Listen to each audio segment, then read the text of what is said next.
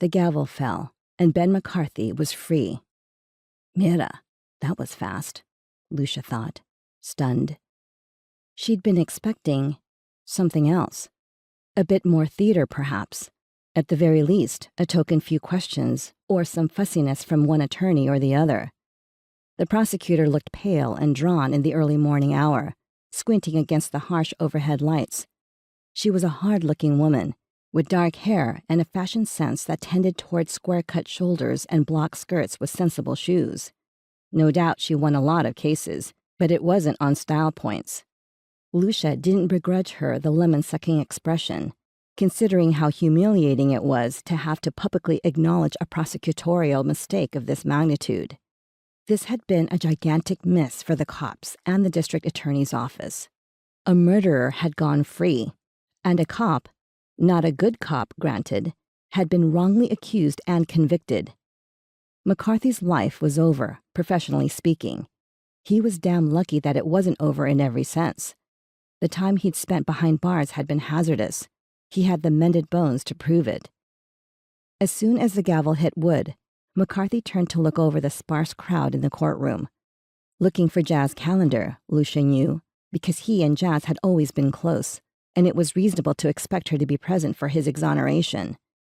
As Jazz would have been, if not for a conspiracy between Lucia and Jazz's beau, James Borden, to keep her safe at home. The judge rose in a flutter of black robes and escaped back to his chambers. Apart from the usual complement of guards and court stenographers, there was the sour-faced prosecutor, the cheery defense attorney, Ben McCarthy, somehow still neat and striking even in a prison-issue jacket, 3 bleary-eyed reporters, and a man sitting 2 rows ahead of Lucia, hunched forward.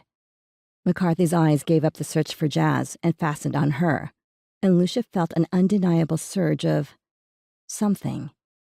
Not a handsome man, McCarthy, not in any sense she could name, but there was something about him that was compelling. Clear blue eyes in an expressive face, a force of personality that could freeze you solid or melt you to syrup, depending on his mood. She'd learned that quickly during their prison interviews. He wasn't tall. In fact, in heels, she probably topped him by an inch. But he was strong, and there was something graceful about him. The way he moved, the deft, neat hands. She saw the flash of disappointment, but the flash was only that. And then he smiled at her. A warm smile, and nodded his head. This wasn't unusual. Men smiled at Lucia Garza a lot. She was beautiful, and she was a careful steward of the gift. She took pains with her hair, her makeup and her clothing, and she stayed in shape. She was used to male attention. And still, that smile made her go entirely too warm in secret places.